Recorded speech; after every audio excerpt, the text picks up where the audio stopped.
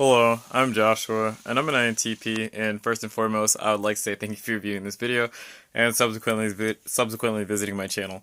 The topic of this video will be on the generality of feelings, a brief description.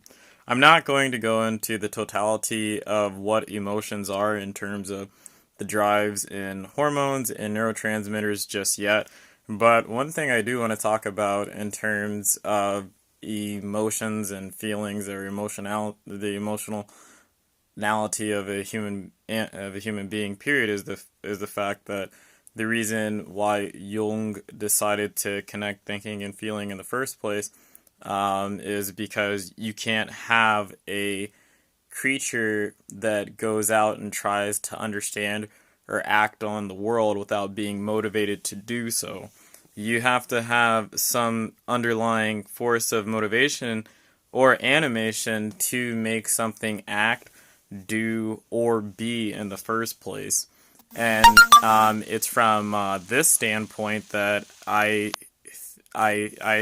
want to just introduce the basic understanding of at least hormonal flux and regulation of your experience. So when you wake up in the morning, it's really when I'm talking about cognitive science or neuroscience, it's rather hard to talk about events as if they're sectioned and segmented from a very deep and rich landscape of context. And so when I say when you wake up in the morning, I mean your I do mean when you wake up in the morning, but the issue is you have a base hormonal level when you wake up in the morning, and your base hormonal levels that are currently going on then are determined by some factors that have to do with what you ate the previous night, some temperamental factors like temperamental dispositions do to some extent like to tend to regulate the hormonal levels of a given individual. Your sex, meaning your gender, whether or not you are biologically male or female or trans, honestly, will determine hormonal levels. How much sleep you got, and the quality of that sleep, how many times you entered the REM cycle, and so on and so forth. All of those things are going to swell together, and also given the fact that when you're waking up, there's a specific region of the brain that tends to be most active and is responsible for positive emotion and reward and whatnot, and so you're going to have a certain base flavor of you when you wake up, and it's generally going to be prospecting in some way. Whether or not, and when I say prospecting, I mean that's rather sloppy language. I don't mean the difference between a judger or a perceiver, but I just mean that when whatever consciousness is, whenever you kick on, there are a set of hormones that kick you on and that you come into the world with. And if you have any kind of ongoing, prolonged goal pursuit, trauma, stress, anything like that, will be with you to a certain extent and will affect you per se in terms of your hormonal regulation. There is no real zero. I guess like the initial conditions have a lot to do with your socioeconomic class, your collected history, and a whole bunch of other factors that makes this very messy. But just know when you wake up, you have a certain level of hormones going on, and these base levels of hormones are going to regulate themselves throughout the day, being dependent on how much sleep you got and like whether or not you ate breakfast or not, and how regularly you eat throughout the day. Also, depending on how much stress you undergo throughout a day's time, or in how much reward you receive. I mean, quite honestly, whether or not you're thinking or feeling tight, your hormonal levels will change throughout the day. And if you're male or female, I mean, if you're female, depending on whether or not you're ovulating, that's gonna change kind of the ways in which you tend to perceive things in the world at any given time. And if you're male, I mean, your levels, blood testosterone levels throughout the day are definitely going to affect your decision making. And it's the case that as the day starts, you tend to have your highest levels of blood. Tend to have your highest levels of blood testosterone level, and as you go through the day, it tends to taper off and dampen down, and progesterone and estrogen work similarly, and so when women are later on in the day, their blood testosterone levels tend to be the highest. That's why women tend to get and when your testosterone is the highest, that's when your dopamine is the highest. That's why men tend to be more prospecting in the morning in general and things like that, or grumpy in certain features, and why women can be real cats in the morning and things like that.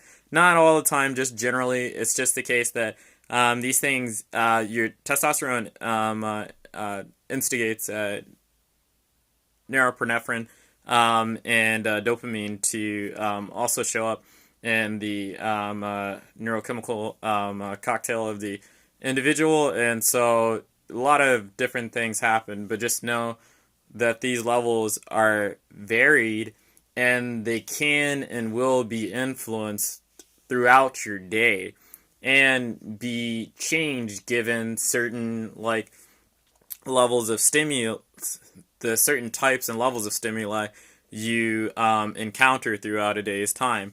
Now, what's the difference between a thinking and a feeling type?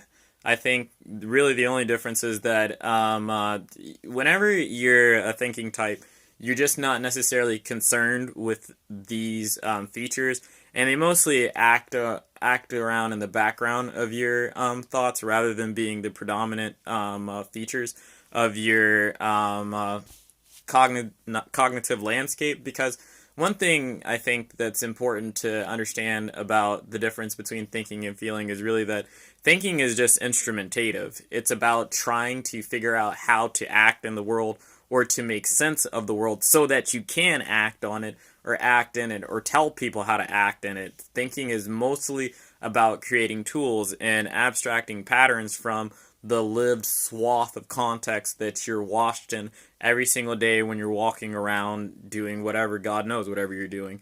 It's the case that thinking tends to want to make things out of the world, while the world and lived experience is just one big rolling pattern that really can't be thingified in its totality, but making things in terms of tools, nouns or models, is the most appropriate way for us to understand the world and figure out what's going on in it, such that we can make predictions and get the jump on reality rather than reality getting the jump on us, or at least, nature is not exactly out there to be our, whatever, nature will kill you. That's the only thing I can say. Now, it's the case that whether or not you're a thinking or a feeling type, it is the case.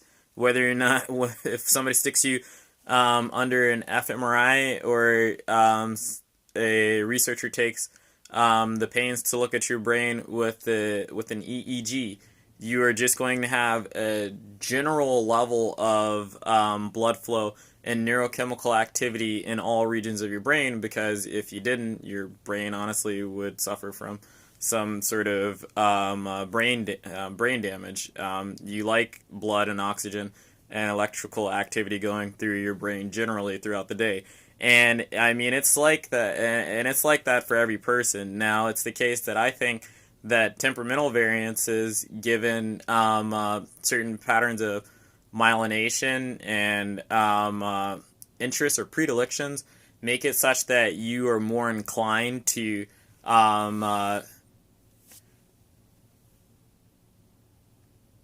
lean on certain networks to do more action than others throughout a day's time. And part of that comes down to whatever you do for a job, or whatever tasks and problems you have to overcome from a day-to-day in your day-to-day experience, but nonetheless, it's the case that you're always under some sort of emotional state because your hormones are always, even if you don't feel emotions, and I mean because there's a real thing about feelings. Even if you don't feel feelings, not feeling feelings is a feeling. Not feeling feelings has a lot to do with the neurochemical of serotonin, and it's not like you don't have emotions.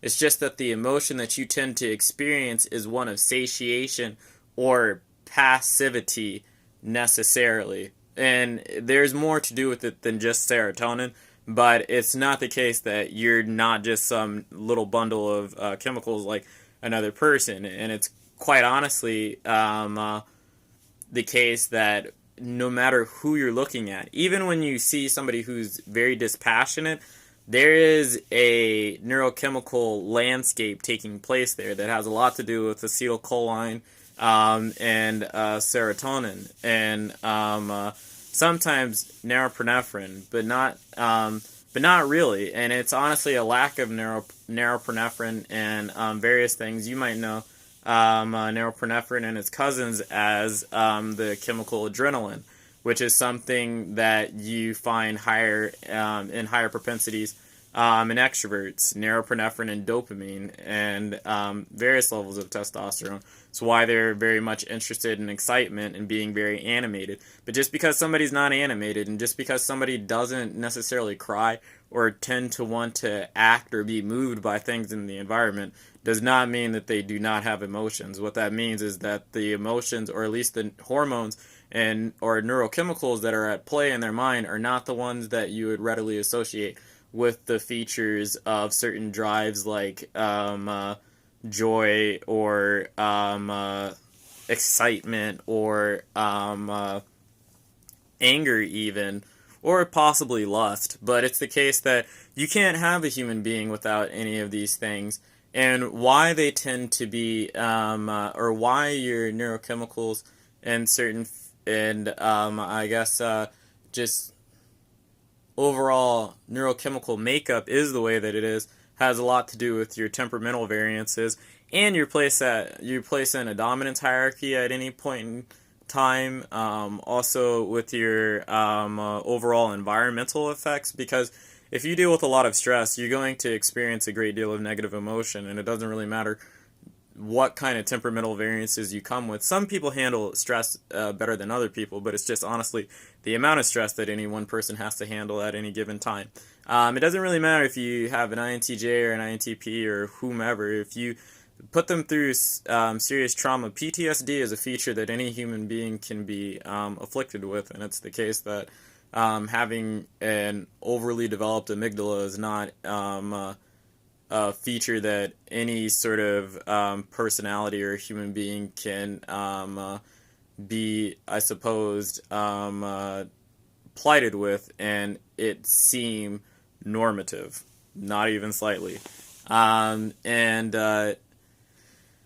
quite honestly, as your neurochemical levels change, the features of your personality will also change. And when people have instances and bouts of acting uncharacteristically, or as classically conceived in the Jungian community, when you're in the grip of your inferior function, part of the thing is you're in the grips of a different kind of neurochemical happening in your body and nervous system that is not typical. Why that's the case, I mean, God, I don't know. Like, I mean, it's like there's a lot of context you'd have to sort through before you even began to answer that question. But it is the case that you don't feel your emotions always, and you don't feel your emotions always if you're a thinking type, but you're fairly aware of your emotions if you're a feeling type.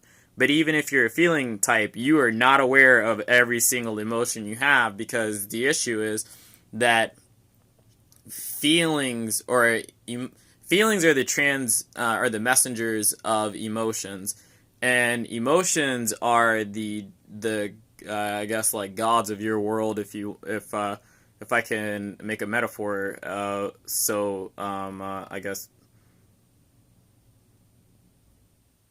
pointedly, because and the only reason I say it like that is because, you know, the animators and the creators of you, or your reality per se, in terms of your phenomenology, is your drives to a large extent, in terms of your day-to-day lived experience, or why you are motivated to be in the world in the way that you are in that current situation, and whatever situation that happens to be. And it is the case that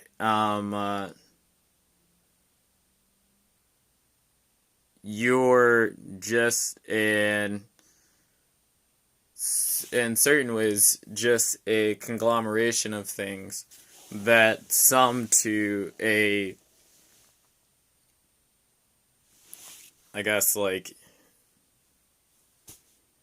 single goal or end, but that is not what you, I mean, yeah, it gets complicated. I mean, it really does. But this is just a brief or summary or description, because I think it's important for people to understand that, and it's why I say perception, no matter what, whether or not you're dealing with the classically thought of thinking type or the classically thought of feeling type, is subjective. No, like, I don't care how objective people tend to feel or think of themselves as.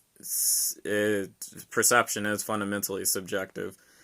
In terms of the fact that it is the construction of personal factors and features that do not come down to reason nor a person's volition whatsoever. It is the case that it's like that for all people. All people. Everybody who's neurotypical, and even with psychopaths, they have certain types of emotions, but they do not come with the whole suite of neurological features that every person comes with. Like, they don't feel shame, they don't feel guilt. It's not like they don't have other emotions, but they do not feel shame and guilt because they have a different, I believe, parasympathetic nervous system than a neurotypical person. And I'll use the expression neurotypical just to indicate what we would say normal, but I mean neurotypical because there's variance everywhere, just completely bloody freaking everywhere. And there's a broad category for fitting people into a shared upon there's just a broad terminology for fitting people under a shared upon category, and that's neurotypical, meaning that they are going to be somewhere in a 50th to 75th percentile for something. But once you get over the 75th percentile for any kind of trait or disposition or anything like that, you're no longer typical. You're not neurotypical. If you're talking about that for cognitive features, you're not neurotypical, anything. I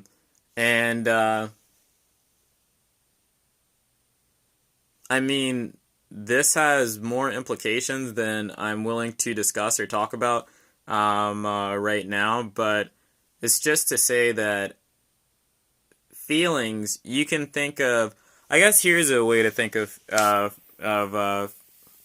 here's a practical way you can think of the human organism. You're a motivational creature. That's fundamentally what you are. And, well, in certain ways, there's like several things that make you up, but one you can definitely pay attention to is the fact that you're motivationally based. And it's also the case that you have your feelings to orient you in the environment at any one point in time, because your feelings are trying to tell you various things They're trying to tell you whether or not you are in danger. They're trying to tell you whether or not you are achieving something you would like or a goal, and they're trying to tell you whether or not you're moving further from that goal. And a lot of those goals have to do with your propensity or your inclinations or instincts to be a social creature. So keep that in mind. Your feelings are also what help you learn, because if you don't have feelings, you don't learn. You really don't learn, and that's part of what pain, shame, and guilt are for. And similarly, anger.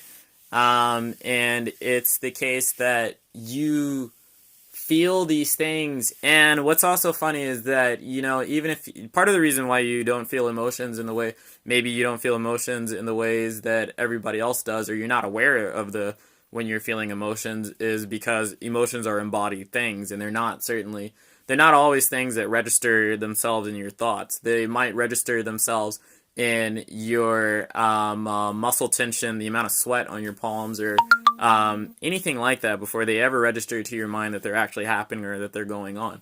Oftentimes, when people are very afraid, they don't know that their body acts in fear before they ever know how afraid they honestly are in any one given context or scenario. Because emotions are mostly embodied things, meaning that they happen in the lower tiers of your brain and in the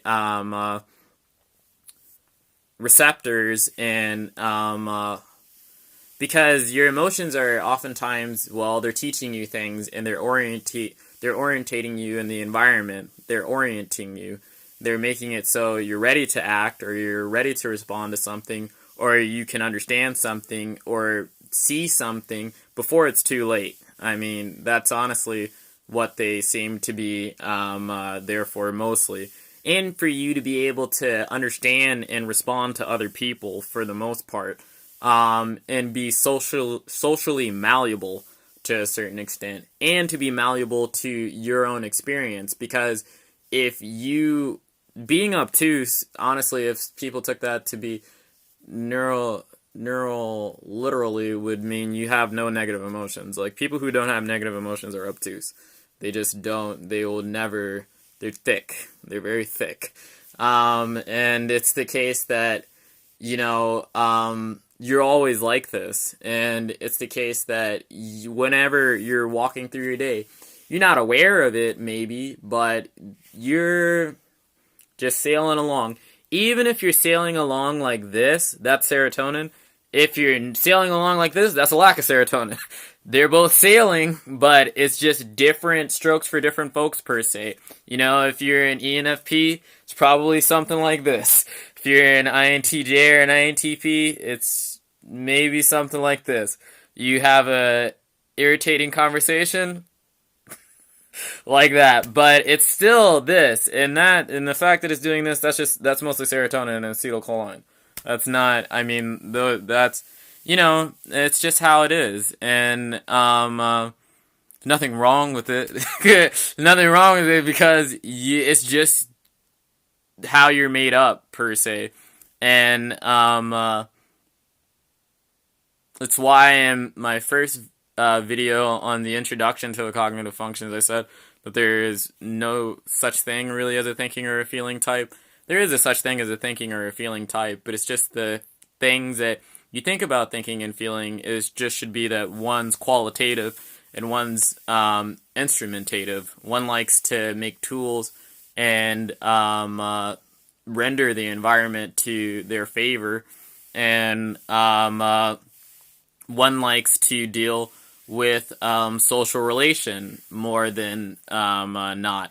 And honestly, that's the main difference between a thinking and a feeling type, or being instrumentative versus being qualitative, because there is the decontextualized closed system of life, and there is life as a lived experience, you being an embodied thing in relation to the world and others in the world, and that's all feelings about. And they certainly come together at various points and times in terms of you making decisions. And even when you're thinking that you're making certain decisions, even as a thinking or judging person, there is some emotion that is underlying that thought that leads to those things in the first place, whether you're aware of them or not. And oftentimes those thoughts and emotions aren't local or temporal to that space and section of judgment. It's partly why human beings are irrational, because they're why you are the way you are, or are acting at any point in time is not always central to the here and now, because you're a part of a very long chain of context. So yeah, that's my video on the emotional life of a person, I guess, per se, or just why, on thinking and feeling. We'll just call this on thinking and feeling, okay? So that's my video. Hopefully you found that interesting, and thank you for watching.